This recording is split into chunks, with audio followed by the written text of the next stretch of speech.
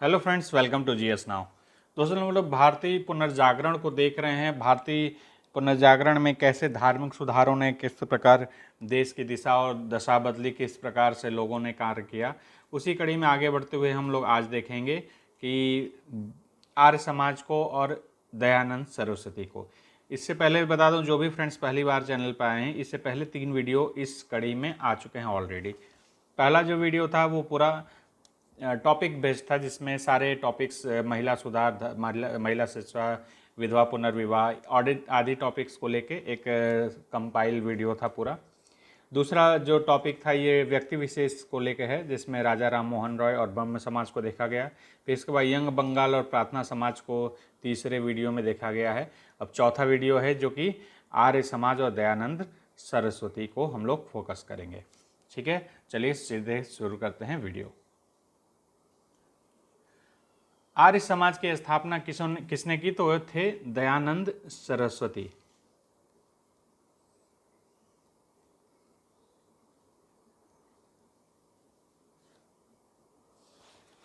इन्होंने 1875 में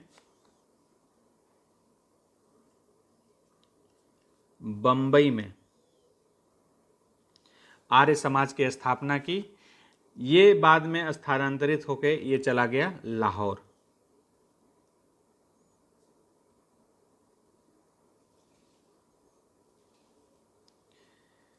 दयानंद सरस्वती का जो एग्जाम में पॉइंट ऑफ व्यू से मैं सारा वीडियो बना रहा हूँ, तो एग्जाम में किस तरह क्वेश्चन आते हैं उसी को मैं यहाँ टैकल करता चलूँगा। दयानंद सरस्वती का जो बचपन का नाम था, ध्यान रखिएगा, पूछता है बहुत बार, वो था मूल शंकर।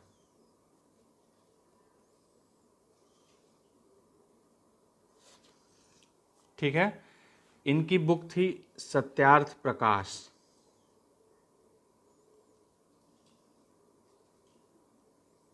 इन्होंने बुक लिखा था सत्यार्थ प्रकाश। ये बुक किस बारे में था? तो ये बुक था धार्मिक जिज्ञासाओं को दूर करने का प्रयास इस बुक के थ्रू किया गया था। मैं शॉर्ट में लिख देता हूं।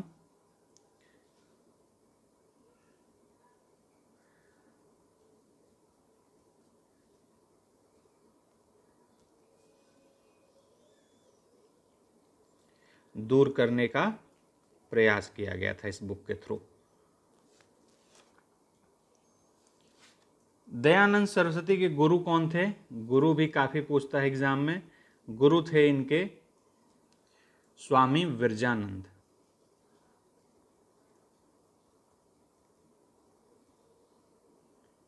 मैं यहाँ थोड़ा जगह कम पड़ रहा है, मैं इधर लिखते हूँ, स्वामी विरजानंद। ठीक है।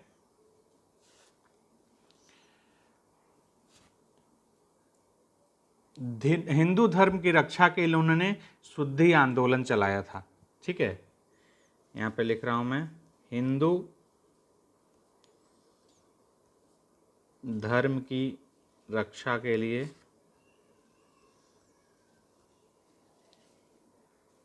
शुद्धि आंदोलन। ठीक है। सबसे पहले, ये बहुत बार एग्जाम में पूछा जाता है, ध्यान रखिएगा, स्वराज शब्द का सबसे पहले कोई यूज आधुनिक भारत में करता है तो वो दयानंद सरस्वती हैं।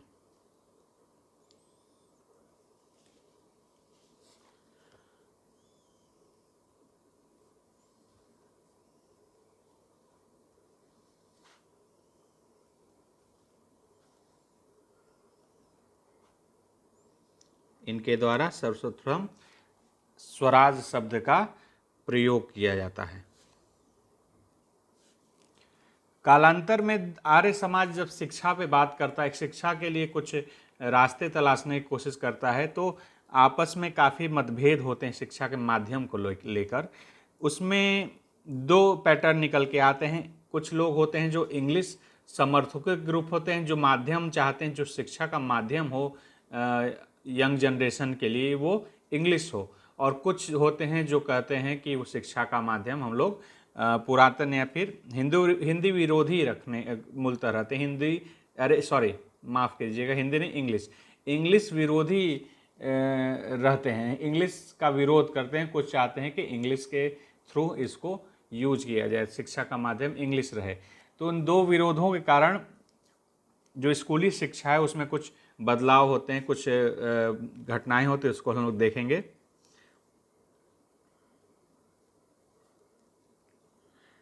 आर्य समाज में शिक्षा के माध्यम को लेकर मतभेद होता है आपस में। मतभेद होता है दो टाइप का, कुछ लोग होते हैं इंग्लिश समर्थक और जो शेष बचते हैं वो इंग्लिश विरोधी होते हैं।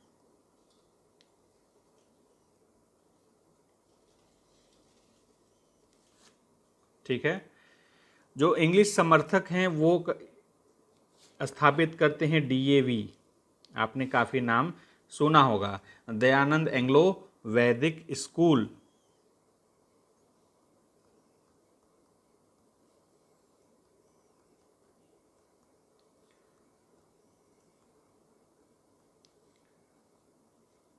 ये स्थापित किया जाता है 1886 में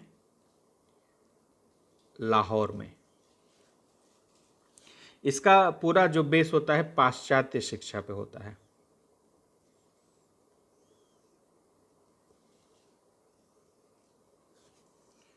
ठीक है, कौन इसको शुरू करता है? तो लाला हंसराज द्वारा।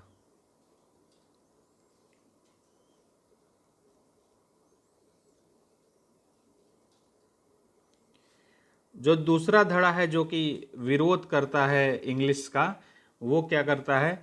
वो 1902 में गुरुकुल कांगड़ी, ये भी आपने नाम सुना होगा,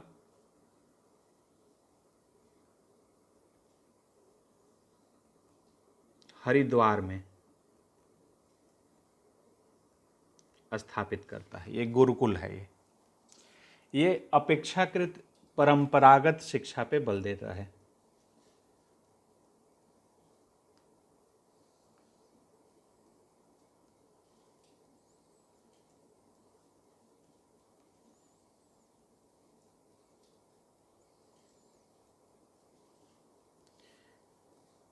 तो शिक्षा को के माध्यम को लेकर जो विरोध होता है उसमें दो चीज़ें निकल के आती हैं, एक कुछ लोग होते हैं इंग्लिश समर्थक और कुछ लोग होते हैं इंग्लिश विरोधी। तो इंग्लिश समर्थक जो हैं वो डीएवी दयानंद एंग्लो वैदिक स्कूल की स्थापना करते हैं 1886 लाहौर में, जो कि पाश्चात्य शिक्षा पे पूरी तरह से बेस्ड होता है। वहीं पे इंग्लिश जो विरोधी होते हैं वो गुरुकुल कांगड़ी हरिद्वार 1902 में स्थापित करते हैं, जो कि अपेक्षा के जो पुराना पैटर्न चला आ रहा था या फिर गुरुकुल शिक्षा जो हम लोग की देश की थी वैदिक कल्चर की, उसको लेके फॉलो अप करते हैं। इसके अलावा काफ़ी फेमस है कि क्वेश्चन भी बार बार आता है, दयानंद सरस्वती ने एक नारा दिया था, वेदों की ओर चलो, वेदों की ओर लौटो।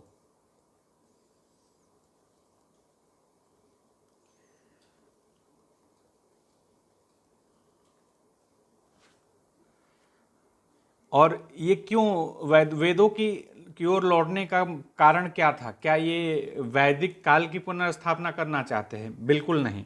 वेदों की ओर लौटने का अर्थ था कि वैदिक धर्म में शुद्धता लाने का। कारण क्या था इसका? क्यों ऐसा किया गया? वैदिक धर्म में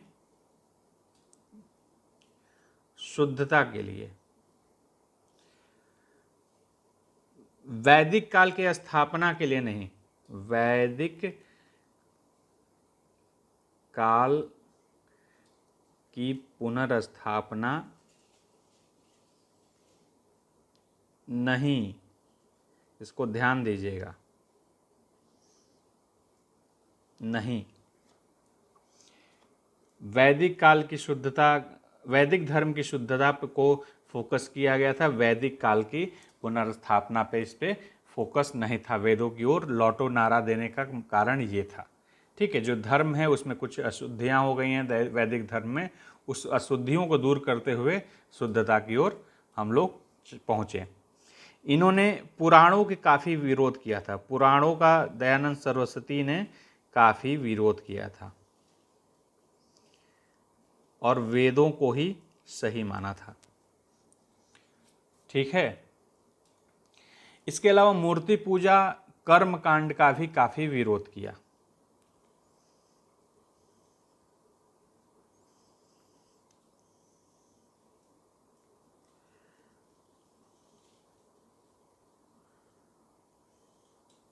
आपने एक चीज़ देखा होगा कि यही चीज़ आपके ब्रह्म समाज में भी था कि मूर्ति पूजा को काफ़ी विरोध किया गया था। ठीक है, यहाँ पे एक रूपता, एक समानता इसमें दिखती है। अब जरा हम लोग आर्य समाज के फिलॉसफी क्या क्या है, सिद्धांत क्या क्या हैं, एक नज़र में उसे देख लेते हैं। अगले पेज पे करेंगे जिससे कि सारा कुछ एक ही पेज पे आ जाए, जो आपको देखने में ईजी होगा। और मैं बता दूं दोस्तों, ये पूरा जो मैं नोट्स बना रहा हूँ, ये दिखा रहा हूँ, ये आपको हमारे टेलीग्राम ग्रुप पे GS Now 101 सर्च करिएगा, @GS Now 101 आपको टेलीग्राम ग्रुप में मिल जाएगा। ठीक है, यूट्यूब पे भी आप सर्च करेंगे, चैनल देख रहे हैं तो सब्सक्राइब जरूर करेंगे, और टेलीग्राम ग्रुप पे भी आप जरूर जुड़ें, हमें मोटिवेशन भी मिलता रहे जिससे आप लोगों के साथ जुड़े रहने से। तो आर्य समाज के जो फिलॉसफी थी उसको हम लोग देख लेते हैं।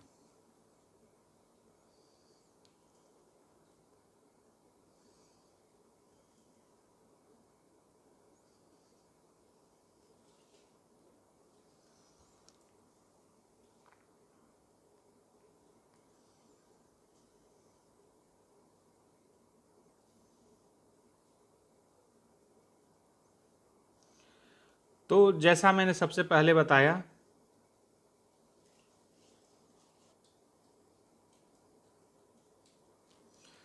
सबसे पहले तो वेदों की ओर लौटने का नारा था। फिर से मैं यहाँ पे सारी चीज़ों को इकट्ठा लिखता हूँ जिससे कि आपको आराम रहेगा, एक व्यू में आप कभी भी देखें तो समझ जाएं।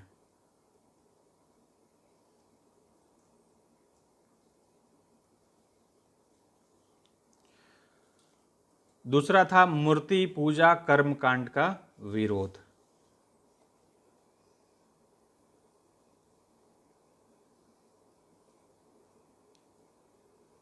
यहाँ मैं क्रॉस बना रहा हूँ, इसका मतलब विरोध हो गया। अगर सही बनाता हूँ कहीं पे तो इसका मतलब समर्थन या फिर चाहते थे। आप इसको ध्यान दीजिएगा आगे हर जगह पे। परलोक नहीं, इहलोक, इस जो वास्तविक धरती है इसकी बात करते हैं, परलौकिक दुनिया की बातों को समर्थन नहीं करते हैं। यानी परलोक नहीं, इहलोक का समर्थन।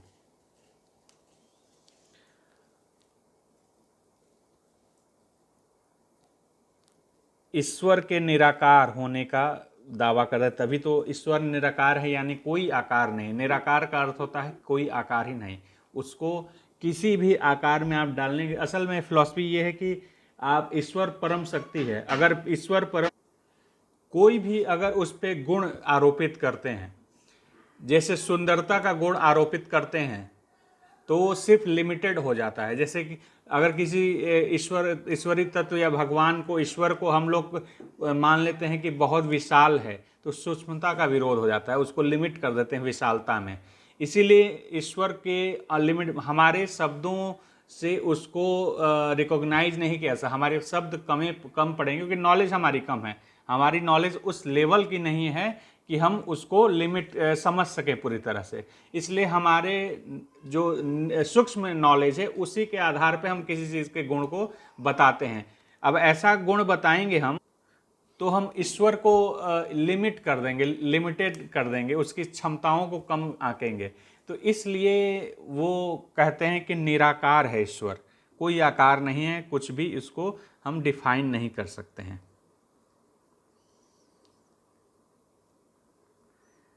ईश्वर के निराकारता को कहते हैं, जब ईश्वर निराकार है तो उसको आकार आप मूर्ति या चित्रों में नहीं दे सकते, यानी कि मूर्ति पूजा का वो विरोध करते हैं। ठीक है, इसमें ये भी है मृत्यु और पुनर्जन्म को ये मानते हैं। मृत्यु और पुनर्जन्म यानी कि एक साइकिल की तरह है, मृत्यु होगी फिर पुनर्जन्म होगा, ये सत्य मानते हैं, सपोर्ट है इसका। लेकिन आत्मा के इसमें मतलब मृत्यु और पुनर्जन्म होता है, यानी कि आत्मा अमर है, ये भी बात सही है, आत्मा है तभी तो पुनर्जन्म हो रहा है। फिर कर्मफल को ही मानते हैं, कर्मफल को ही मानते हैं और मोक्ष को भी मानते हैं।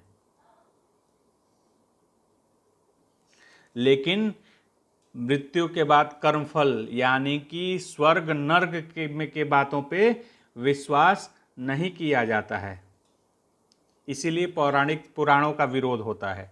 इसमें पुराणों का विरोध करने का एक कारण भी है दयानंद सरस्वती जी द्वारा।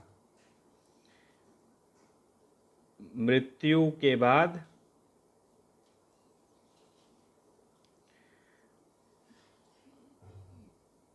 कर्मफल नहीं, अर्थात इससे क्या निकला आंसर, स्वर्ग नरक पर विश्वास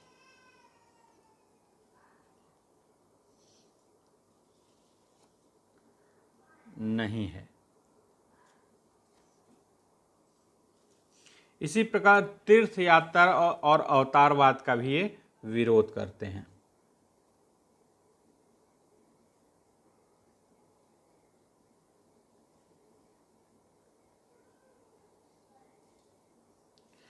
इन सब चीज़ों को आप इससे भी देख सकते हैं, जब आप ये समझ गए हैं कि पुराणों का आलोचना हो रहा है तो सारी चीज़ों को आप समझ सकते हैं, एक दूसरे से लिंक्ड अप ऑटोमेटिकली हो जा रहा है ये।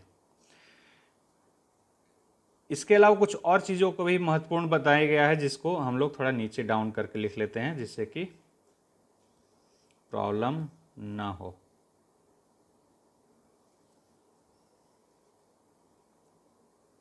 यहाँ लिखते हैं,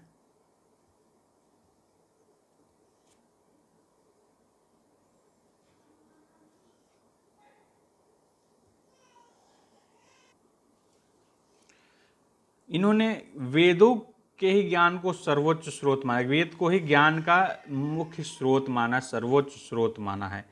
तो वेद ही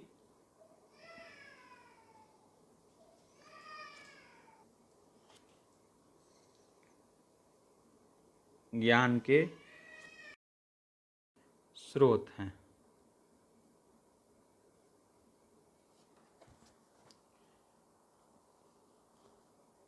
वेदों के आधार पर ही मंत्र का पाठ किया जाना चाहिए।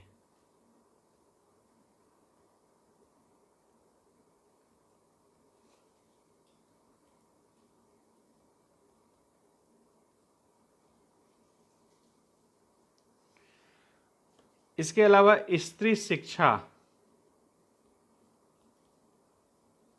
को भी बढ़ावा दिया गया है आर्य समाज द्वारा। बाल विवाह और बहुविवाह का विरोध है।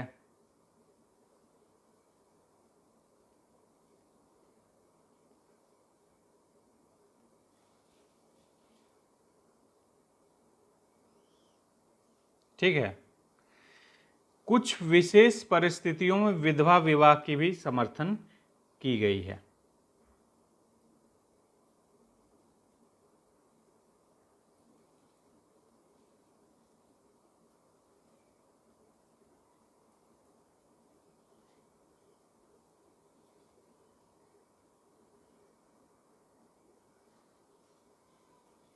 समर्थन है।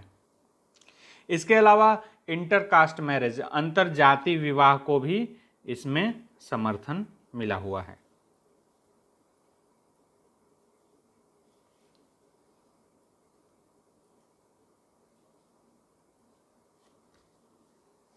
ठीक है, जो बाल विवाह और बहुविवाह की बात है, मतलब बहुविवाह का विरोध है, तो शादी के लिए कुछ एज लिमिट भी इसमें दिया गया था। इसको हम लोग लिख लेते हैं, विवाह के लिए एक विशेष एज लिमिट की भी बात कही गई थी। इसमें बॉयज़ की यानी कि लड़कों की उम्र और लड़कियों की उम्र दोनों के लिए लिमिट दिया गया था। इसमें बॉयज़ को मिनिमम 25 ईयर्स का होना चाहिए और गर्ल्स को मिनिमम 16 ईयर्स का। इसके अलावा एक काफ़ी कमेंट मतलब बार बार क्वेश्चन आता है, इन्होंने दयानंद सरस्वती ने हिंदू प्रजाति को बच्चों की बच्चा की संज्ञा दी थी, ये भी नोट कर लीजिएगा।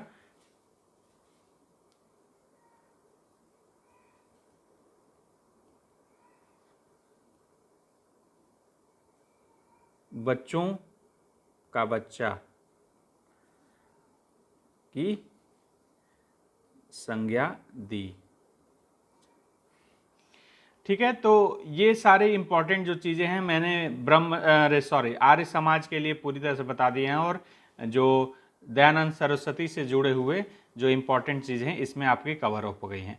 आप इसके बाद जाके PYQ जरा एक बार सॉल्व करके देखिएगा, मेरा पूरा विश्वास है कि इससे बाहर आपका कोई भी क्वेश्चन नहीं जाएगा। ठीक है, आपको वीडियो अगर पसंद आए, मेरे बताने का तरीका पसंद आया हो, तो ज़रूर चैनल को सब्सक्राइब करिएगा और टेलीग्राम ग्रुप से भी ज़रूर जुड़िएगा। मैं कोशिश करूंगा मैक्सिमम जल्दी से जल्दी ज़्यादा से ज़्यादा आपके प्री एग्ज़ाम के लिए वीडियो लाने के लिए, और सारे इंपॉर्टेंट। इसके अलावा अपने फ्रेंड्स ग्रुप में भी ज़रूर शेयर करिए, जिससे कि हम लोगों को थोड़ा मोटिवेशन मिल सके कि आप लोग समर्थन कर रहे हैं, तो एक अंदर से फीलिंग आती है कि ज़्यादा से ज़्यादा वीडियो बनाया जाए। तो ज़रूर चैनल सब्सक्राइब कीजिए और चैनल को ज़रूर शेयर करिए अपने फ्रेंड्स के बीच। Thank you for watching GS now, take care.